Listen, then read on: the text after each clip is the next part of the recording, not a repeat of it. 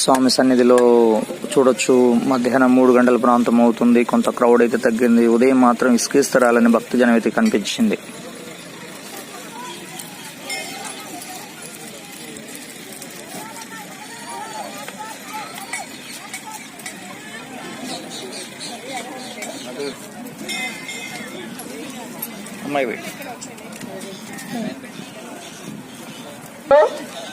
నారాయణరావు గారు,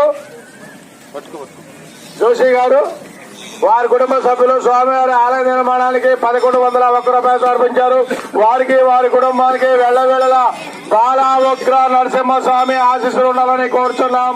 జయ నరసింహ, జయ నరసింహ, జయ జయ నరసింహ.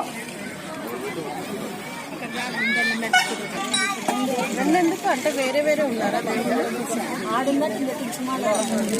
2 కాయలు